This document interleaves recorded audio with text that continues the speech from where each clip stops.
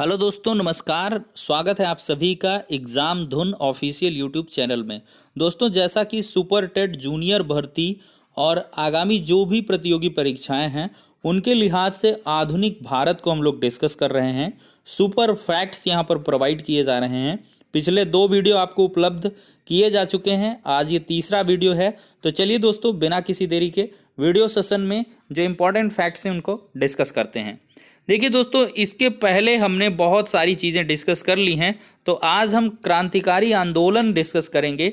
अगर बात किया जाए, पहला हमारा फैक्ट है कि अक्टूबर 1924 में सचिंद्र सान्याल, रामप्रसाद बिस्मिल और चंद्रशेखर आज़ाद ने कानपुर में एक क्रांतिकारी संस्था हिंदुस्तान रिपब्लिकन एसोसिएशन यानी कि HRA की स्थापना की थी। ठीक है, ये सचिंद्र सान्याल हैं और इसके बाद रामप्रसाद बिस्मिल और चंद्रशेखर आज़ाद जी ने कानपुर में 1924 में एक क्रांतिकारी संस्था जिसका नाम है हिंदुस्तान रिपब्लिकन एसोसिएशन, इसकी स्थापना की थी।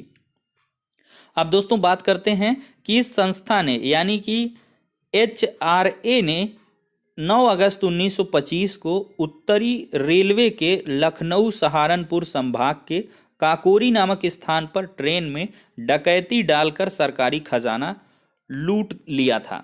तो इनके नेतृत्व में क्या हुआ था कि 9 अगस्त 1925 को उत्तर रेलवे के लखनऊ सहारनपुर संभाग में काकोरी नामक एक स्थान है जिस पर ट्रेन में डकैती डालकर सरकारी खजाना जो है उसको लूट लिया गया था। और ये जो डकैती है दोस्तों, ये काकोरी कांड के नाम से प्रसिद्ध हुई है। यह घटना काकोरी कांड के नाम से चर्चित है। अगला फैक्ट भी है। देखिए, सरकार ने काकोरी कांड के षड्यंत्र में शामिल 29 क्रांतिकारियों को बंदित बनाया, जिसमें रामप्रसाद बिस्मिल, अशफाकुल्ला, रोशन लाल, राजेंद्र लाहिड़ी को फांसी दी गई थी। राजेंद्र लाहिड़ी जी हैं, रोशन लाल हैं, अशफाकुल्ला हैं, रामप्रसाद बिस्मिल हैं, ये सभी फांसी के तख्ते पर झूल गए थे काकोरी षड्यंत्र के चलते। अब देखिए, पुलिस अधीक्षक सैंडर्स लाहौर की 30 अक्टूबर 1928 को भगत सिंह, चंद्रशेखर आज़ाद और राजगुरु द्वारा हत्या की गई। हत्या हिंदुस्तान सोशलिस्ट रिपब्लिक एसोसिएशन की क्रांतिकारी गतिविधि थी। देखिए, ये वही सैंडर्स है जिसने जो है 13 अप्रैल 1919 को जलियांवाला उसमें तो जनरल डायर था, लेकिन ये सैंडर्स भी इसी प्रकार से कुल मिला के अत्याचार किया था भारतवासियों पर। इस वजह से इस पुलिस अधिकारी जो सैंडर्स है इसकी 30 अक्टूबर 1928 को हत्या कर दी है और ये क्रांतिकारी गतिविधि थी दोस्तों। अगला फैक्ट डिस्कस करते हैं। हिंदुस्तान सोशलिस्ट रिपब्लिक एसोसिएशन के 2 सदस्यों भगत सिंह और बटुकेश्वर दत्त ने 8 अप्रैल 1929 को केंद्रीय विधानमंडल में बहस के दौरान बम फेंका, जिसका उद्देश्य सरकार को आतंकित करना था। देखिए, यहाँ पर क्रांतिकारी गतिविधियां होने लगी थी। देख सकते हैं आप, काकोरी कांड हुआ, इधर सैंडर्स की हत्या हुई और बटुकेश्वर दत्त भगत सिंह ने 8 अप्रैल 1929 को केंद्रीय विधानमंडल में बहस के दौरान ही बम से हमला कर दिया था, बमबारी कर दी थी। अब देखिए, विधानमंडल पर बम फेंकते समय पहली बार भगत सिंह ने इंकलाब जिंदाबाद का नारा दिया था, जो काफ़ी पॉपुलर रहा है और आज भी जच्चे बच्चे तक में ये एक जोश ला देता है, राष्ट्रीयता की भावना का संचार करता है। इंकलाब जिंदाबाद, इंकलाब जिंदाबाद का नारा केंद्रीय विधानमंडल में बम फेंकते समय भगत सिंह जी ने इस नारे का प्रयोग किया था दोस्तों। अगला फैक्ट है, 23 मार्च 1931 को बहुत ही पॉपुलर दिन है, शहादत दिवस है। ये भगत सिंह, सुखदेव और राजगुरु को ब्रिटिश सरकार द्वारा यहाँ पर फांसी दे दी गई थी। 23 मार्च शहीदी दिवस के रूप में मनाया भी जाता है। भगत सिंह, सुखदेव और राजगुरु को ब्रिटिश सरकार ने फांसी दे दी थी। अब अगला है, तत्पश्चात हिंदुस्तान सोशलिस्ट रिपब्लिक एसोसिएशन के एकमात्र बचे सदस्य चंद्रशेखर आज़ाद थे, जो कि 27 फरवरी 1931 को पुलिस के साथ मुठभेड़ में मारे गए थे। इन्होंने खुद से गोली मार ली थी। अल्फ्रेड पार्क जो प्रयागराज में है, काफ़ी प्रसिद्ध है। अब देखिए, स्वतंत्रता संग्राम में उद्बोधक नारे हैं जो कि अक्सर क्वेश्चन पूछ लिए जाते हैं एग्जाम में। स्वराज हमारा जन्मसिद्ध अधिकार है, पेटेंट क्वेश्चन है एकदम से। लोकमान्य बाल गंगाधर तिलक जी का ये स्टेटमेंट है, तुम मुझे खून दो मैं तुम्हें आज़ादी दूंगा, जच्चा बच्चा जानता है। ये नेताजी सुभाष चंद्र बोस का स्टेटमेंट है। सरफरोशी की तमन्ना अब हमारे दिल में है, देखना है जोर कितना बाजुए कातिल में है। राम प्रसाद बिस्मिल जी हैं, फांसी के तख्ते पर झूलने के दौरान ये इसी प्रकार के गाने को गाते हुए शहीद हुए थे। दोस्तों, वंदे मातरम बंकिम चंद्र चटर्जी जी हैं। इंकलाब जिंदाबाद सरदार भगत सिंह हैं। और इसके बाद करो या मरो का नारा महात्मा गांधी ने दिया। जय हिंद का नारा सुभाष चंद्र बोस ने दिया। सारे जहां से अच्छा हिंदोस्तां हमारा, ये मोहम्मद इकबाल ने किया। और ये आज भी हर एक की जुबां पर है, सारे जहां से अच्छा हिंदोस्तां हमारा। बहुत बढ़िया। फिर who lives if India dies, बहुत बढ़िया स्टेटमेंट है ये। Who lives if India dies Pandit Jawaharlal Nehru का स्टेटमेंट है। हिंदी हिंदू हिंदुस्तान, ये भारतेंदु हरिश्चंद्र का है। और इसके बाद वेदों की ओर लौटो, हजारों सैकड़ों क्वेश्चन ये बने हैं इससे, मतलब हजारों सैकड़ों एग्जाम में ये क्वेश्चन बना है। वेदों की ओर लौटो, ये स्टेटमेंट है महात्मा दयानंद सरस्वती का। और दिल्ली चलो सुभाष चंद्र बोस का नारा है।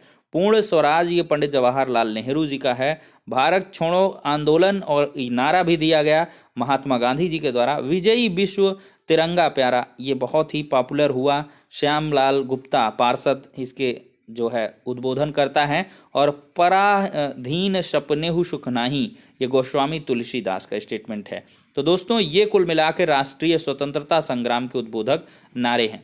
अब हम साइमन कमीशन की बात करते हैं। दोस्तों, बात करें तो भारत में प्रशासनिक सुधार की जांच कर अपेक्षित सुधार के लिए रिपोर्ट देने के लिए 1919 ईस्वी के एक्ट, जो कि रोलेट एक्ट है, काला कानून है, के अनुसार 1927 में सन जॉन साइमन की अध्यक्षता में एक आयोग गठित किया गया जिसमें कोई भारतीय सदस्य नहीं था। ये साइमन कमीशन है। 1828 में साइमन कमीशन के भारत आगमन, कांग्रेस द्वारा बहिष्कार विरोध प्रदर्शन में पुलिस की लाठी से लाला लाजपत राय की मृत्यु हुई, सर्वदल सम्मेलन, ये सारी घटनाएं हुई। साइमन कमीशन ने मई 1930 में अपनी रिपोर्ट प्रस्तुत की, जिसके आधार पर लंदन के गोलमेज सम्मेलन में विचार विमर्श हुआ। इस रिपोर्ट की प्रमुख बातें हम ध्यान दें तो प्रांतों में दोहरा शासन समाप्त कर पूरा प्रशासन विधायिका के प्रति जिम्मेदार मंत्रियों को सौंपा जाए, शांति व्यवस्था बनाए रखने के लिए गवर्नर को विशेष शक्ति दी जाए और ब्रिटिश, भारत एवं देसी राजाओं को मिलाकर संघीय सरकार बनाई जाए एवं मताधिकार का विस्तार किया जाए। ये इस रिपोर्ट की खास बातें हैं साइमन कमीशन। इसका बहुत बम्पर विरोध हुआ था और इसी के चलते, साइमन कमीशन के विरोध के चलते ही लाला लाजपत राय पर अट्टहास, जो लाठियों का प्रहार है, कि वो किया गया था और लाला लाजपत राय जी की ऑन द स्पॉट मृत्यु भी हो गई थी। अब नेहरू रिपोर्ट की बात करते हैं। देखिए, 11 मई 1928 को दूसरे सर्वदलीय सम्मेलन में पंडित मोतीलाल नेहरू की अध्यक्षता में एक 7 सदस्यीय समिति स्थापित हुए जिसे संविधान के सिद्धांतों को निर्धारित करना था। देखिए, इस समिति ने 28 अगस्त 1928 को अपनी एक रिपोर्ट प्रस्तुत की। इसे नेहरू रिपोर्ट के नाम से जाना जाता है। ये क्वेश्चन बहुत इंपॉर्टेंट है। 28 अगस्त 1928 को एक रिपोर्ट बनाकर किसने दी? मोतीलाल नेहरू ने, और इसे नेहरू रिपोर्ट के नाम से जाना जाता है। लोग जल्दबाजी में चूक जाते हैं और इसको पंडित जवाहरलाल नेहरू, जैसे कि मैंने बोल दिया फ्लो में, तो फ्लो में निकल जाता है लोगों का। तो आप लोग बिल्कुल से परेशान ना हो। 28 अगस्त 1928 को रिपोर्ट जो सौंपी थी वो मोतीलाल नेहरू जी थे। ठीक है। अगला है पूर्ण स्वराज का लक्ष्य। देखिए दोस्तों, 1928 में लखनऊ में हुए सर्वदलीय सम्मेलन में नेहरू रिपोर्ट पर विचार हुआ। ठीक है, जो नेहरू रिपोर्ट सौंपी गई 1928 में लखनऊ में सर्वदलीय सम्मेलन हुआ, उसमें इस पर विचार हुआ और मोहम्मद अली जिन्ना ने इस रिपोर्ट को डिनाई कर दिया, एक्सेप्ट नहीं किया, अस्वीकार कर दिया। कांग्रेस में सुभाष चंद्र बोस और पंडित जवाहरलाल नेहरू ने डोमिनियन स्टेट की जगह पूर्ण स्वराज को कांग्रेस का लक्ष्य बनाने की आकांक्षा प्रदर्शित की थी। ठीक है दोस्तों, ये क्वेश्चन पूछ लिया गया है कई बार। डोमिनियन स्टेट की जगह पूर्ण स्वराज की मांग पंडित जवाहरलाल नेहरू और सुभाष चंद्र बोस जी ने की है। जिन्ना फार्मूला देख लेते हैं। जिन्ना का 14 सूत्री फार्मूला बहुत पॉपुलर रहा है। ये क्वेश्चन बनता है, ये एग्जामिनर्स की एकदम टॉप चॉइस पर रहता है। देखिए, मुस्लिम लीग के नेता मोहम्मद अली जिन्ना ने नेहरू रिपोर्ट में मुसलमानों के लिए पृथक निर्वाचन मंडल की सुविधा ना दिए जाने के कारण मुसलमानों की 14 मांगों का प्रपत्र जारी किया, जिसे जिन्ना का 14 सूत्रीय फार्मूला कहा जाता है। ठीक है दोस्तों, अगला है कांग्रेस का लाहौर अधिवेशन। देखिए, कांग्रेस द्वारा ब्रिटिश सरकार को दी गई 1 वर्ष की समय सीमा, यानी कि डोमिनियन स्टेट की स्थापना के संदर्भ में जो था, समाप्त हो जाने के पश्चात 31 दिसंबर 1929 को लाहौर में कांग्रेस का अधिवेशन आयोजित किया गया था। तो ये कांग्रेस का जो लाहौर अधिवेशन है काफ़ी पॉपुलर है, क्वेश्चन पूछा जाता है। अब हम बात करेंगे सविनय अवज्ञा आंदोलन की। देखिए, 1929 के लाहौर कांग्रेस अधिवेशन में कांग्रेस कार्यकारिणी को सविनय अवज्ञा आंदोलन प्रारंभ करने का अधिकार दिया गया। देखिए, फरवरी 1930 को साबरमती आश्रम में हुई कांग्रेस कार्यकारिणी की दूसरी बैठक में महात्मा गांधी को सविनय अवज्ञा आंदोलन का प्रारंभ करने का दायित्व सौंपा गया था। बहुत इंपॉर्टेंट है। सविनय अवज्ञा जो आंदोलन है वो फरवरी 1930 की साबरमती आश्रम में हुई कांग्रेस कार्यकारिणी की दूसरी बैठक में महात्मा गांधी को इसका उत्तरदायित्व सौंपा गया था। अब प्रथम गोलमेज सम्मेलन की बात कर लेते हैं। प्रथम गोलमेज सम्मेलन है 12 नवंबर 1930 से 13 जनवरी 1931 कर लंदन में आयोजित किया गया था। यह पहली ऐसी वार्ता थी जिसमें ब्रिटिश शासकों द्वारा भारतीयों को बराबर का दर्जा प्रदान किया गया था। ठीक है, और हमारे डॉक्टर भीमराव अंबेडकर हैं, जितने भी गोलमेज सम्मेलन हुए सब में पार्टिसिपेट किए हैं। अब गांधी इरविन समझौता क्या है, इस पर चर्चा करते हैं। देखिए, महात्मा गांधी और वायसराय इरविन के मध्य 5 मार्च 1931 को एक समझौता हुआ, जिसे गांधी इरविन समझौते के नाम से जाना जाता है। और यह समझौता बहुत इंपॉर्टेंट है। कब हुआ, किसके मध्य हुआ, अक्सर पूछते हैं। गांधी इरविन समझौता सीधे से है, गांधी और इरविन के बीच हुआ था, और यह 5 मार्च 1931 को हुआ था। ये तिथि आपको बहुत अच्छे से याद रखनी है। देखिए, इस समझौते के फलस्वरूप कांग्रेस ने अपनी तरफ से सविनय अवज्ञा आंदोलन समाप्त करने की घोषणा की तथा गांधी जी ने द्वितीय गोलमेज सम्मेलन में भाग लेने के लिए तैयार हो गए थे। गांधी जी वैसे गोलमेज सम्मेलन भाग नहीं लेते थे, लेकिन यही गांधी इरविन समझौते के बाद इन्होंने कहा कि हम द्वितीय गोलमेज सम्मेलन में ठीक है आएंगे, एंजॉय। तो द्वितीय गोलमेज सम्मेलन की बात करें तो द्वितीय गोलमेज सम्मेलन लंदन में 7 सितंबर 1931 को प्रारंभ हुआ, और इस सम्मेलन में कांग्रेस की एकमात्र प्रतिनिधि के रूप में गांधी जी ने भाग लिया था। अब कम्युनल अवार्ड यानी कि पूना समझौता बहुत इंपॉर्टेंट है, पूछा जाता है। 16 अगस्त 1932 ईस्वी को विभिन्न संप्रदायों के प्रतिनिधित्व के विषय पर ब्रिटिश प्रधानमंत्री रैमजे मैकडोनाल्ड ने एक पंचार्ट, जिसे कम्युनल अवार्ड कहा गया, जारी किया था। ध्यान रखें, रैमजे मैकडोनाल्ड हैं, एक पंचार्ट जारी करते हैं जिसे कम्युनल अवार्ड कहा जाता है। 16 अगस्त 1932 को विभिन्न संप्रदायों के प्रतिनिधित्व के विषय पर ब्रिटिश प्रधानमंत्री हैं, इन्होंने एक पंचार्ट जारी किया है जिसे कम्युनल अवार्ड या पूना पैक्ट, पूना समझौता कहते हैं। ठीक है, तृतीय गोलमेज सम्मेलन की चर्चा करते हैं। देखिए, 17 नवंबर 1932 से 24 दिसंबर 1932 तक आयोजित यह सम्मेलन लंदन में मात्र 46 प्रतिनिधियों को भागीदारी से संपन्न हुआ था। मोस्ट इंपॉर्टेंट है। अब पृथक पाकिस्तान की मांग पर चर्चा करते हैं। देखिए, 1933 से 1935 ईस्वी के बीच कैम्ब्रिज यानी कि लंदन में, इंग्लैंड में पढ़ने वाले चौधरी रहमत अली नामक एक मुस्लिम छात्र ने एक पर्चा जारी कर पृथक राज्य पाकिस्तान की परिकल्पना को जन्म दिया। पाकिस्तान कहाँ से आया? चौधरी रहमत अली एक मुस्लिम छात्र था जिसने एक पर्ची जारी कर पृथक राज्य पाकिस्तान की मांग की थी। कैम्ब्रिज इंग्लैंड में, बार बार मुझे लंदन आ रहा, इंग्लैंड में ये पढ़ने वाला था चौधरी रहमत अली। 1933 से 35 ईस्वी के बीच इसने जो है एक पर्ची जारी कर पृथक राज्य पाकिस्तान की परिकल्पना को जन्म दिया था। 22-23 मार्च 1940 को मुस्लिम लीग के लाहौर अधिवेशन में पहली बार पृथक पाकिस्तान राज्य के निर्माण का प्रस्ताव पारित किया गया, परंतु प्रस्ताव में पाकिस्तान शब्द का उल्लेख नहीं था। देखिए, पृथक पाकिस्तान की मांग को पहली बार मान्यता 1942 ईस्वी के क्रिप्स प्रस्ताव में सन्निहित थी। अब क्रिप्स प्रस्ताव की बात कर लें। व्हाट इज क्रिप्स प्रस्ताव, प्रपोजल?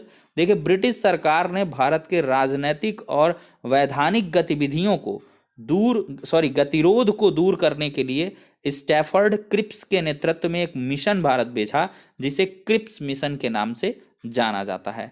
22 मार्च 1942 ईस्वी को मिशन ने भारत पहुंचकर सभी दलों से भेंट करने के पश्चात कुछ प्रस्ताव प्रस्तुत करे, जैसे औपनिवेशिक राज्य की स्थापना, संविधान का गठन, प्रांतों का पृथक संविधान बनाने का अधिकार आदि।